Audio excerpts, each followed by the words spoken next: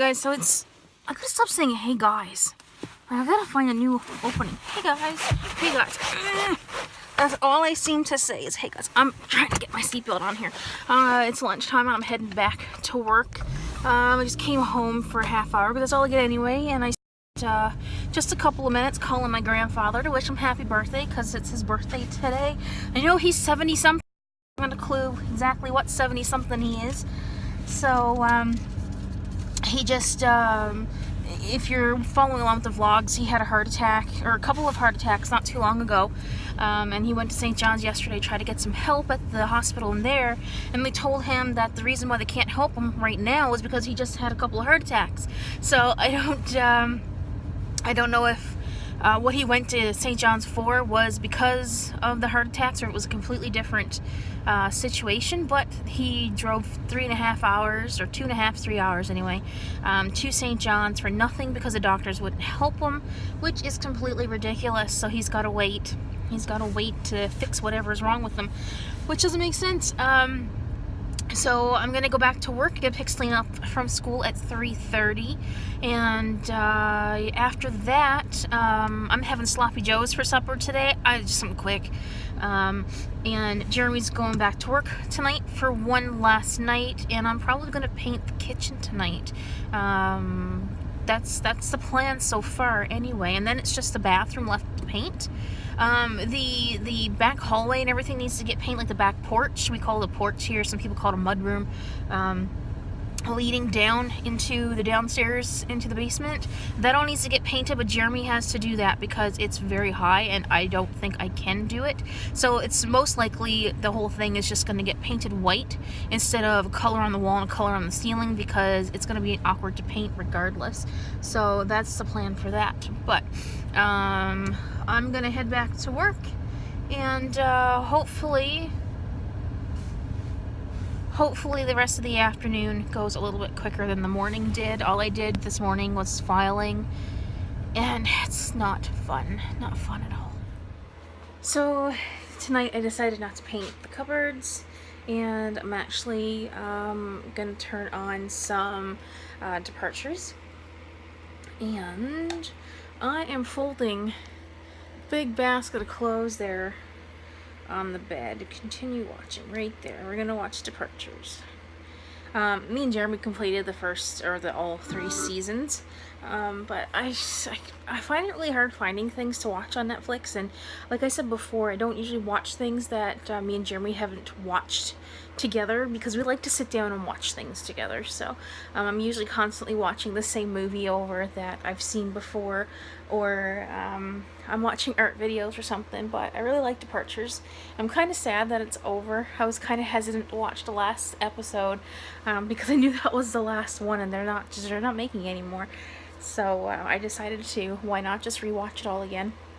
But I brought in my sketchbook over there, and Pixie's got herself made all comfortable on the bed. So I'm going to get this clothes put away, and then I'm going to sit down and hopefully get at least 3 of the prompts for Inktober knocked out. They're not going to get inked tonight, but at least I can sketch them and I can ink them at a later date if need be. So that is what I'm doing right now. I've got a little space heater going there because it's a little chilly tonight, and I refuse to turn on the furnace until it gets at least -10 outside. When it hits -10, I'll turn the furnace on, but not before that. So I've been feeling quite panicky tonight about our move and finances and all that stuff, and I thought that I would get my cards and do a little bit of a reading for myself, and I just wanted to share with you guys the cards that I pulled. So I'm using the Tarot of Vampires deck here, and the first card that actually jumped out of my deck and kind of landed like this. It's seriously, it was the first card that popped out of the deck. It's called the 10 of Skulls, and if you look over here, it basically, it's a manifestation of matter, perfect wealth and prosperity, wholeness, material security, solid foundations, good fortune, completion of a journey, inheritance, ancestors, traditions, celebration, etc. The card is basically a good fortune card. It represents the depths of material wealth and security and fulfillment. So overall, it's a very good card. And with me worrying about finances and moving and all of that stuff, I'm hoping it's not a coincidence that I pulled this out, or that it popped out at me, I should say. When I was dealing the cards, I did say I wasn't looking for past, present, future kind of thing. I was looking for, what do I need to know about the current situation? Tell me what I need to know. That was basically, I just left it up to the deck to tell me, and this was the first card that popped out, like I said. From what I've read, it's apparently, for this deck, it's a very good card to pull, and like I said, I hope it's not a coincidence. So then when I thought, okay, maybe it was just a fluke thing that, this card popped out, I decided to put everything back together, and I did the exact same thing, shuffled the deck, and I said, what else can you tell me about the current situation? What else do I need to know? So after I read this card, I ended up getting the Nine of Grails, or Nine of Scepters, sorry. Basically, this card is, it signifies tremendous inner strength. It refers to unshakable resolve and ability to replenish energy, but also great power. This is the type of strength which is flexible and can adapt to any situation.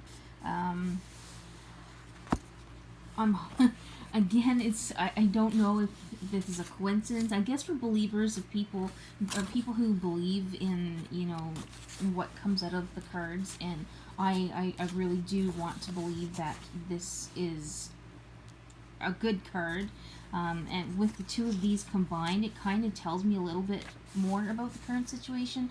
What I get from this is that with this card here, that yeah, things are going to be rough, but I've been put in situations before where I've gotten through them, things worked out in the end, and my inner strength was more than what I thought it was, and I can adapt and I can make situations work no matter how, no matter what I face. So that's what I'm kind of getting from this card. So I'm hoping that it says here, in all areas of life, the Nine of Scepters represent stability through continuous transformation and sublime confidence. And so with that being said, this one kind of tells me that, this card, I can get through it, we can do it, this is gonna work, it's gonna be okay. And with pushing through and, going ahead with our plan and just getting through the hard parts, that this card's gonna come into play, and we just gotta tough it out, and things are gonna work out in the end. We're gonna have good jobs, we're gonna be able to be financially stable, we're gonna be able to, buy our new house, and all of those types of things. So that's what I'm hoping. That's what I'm understanding from these cards. That's the feeling, what I'm getting from the cards. So I hope that this was not a coincidence, and I'm gonna write this in my book, and I'm gonna look back on it just like I did May 23rd when I pulled another card saying that things are going to change, that there's going to be some big changes in life, and look what's happening now. But I thought I would share this with you guys. If you enjoy seeing the cards that I'm pulling from the deck, then do let me know, and I will do these more often, and maybe we can do like a card of the day type thing and see what goes from there. But it is 11:30 and I have to head to bed. I hope this was a little bit insightful, and like I said, fingers crossed, this is gonna happen. Alright guys, I hope you had a great day, and I'm gonna head to bed, maybe read.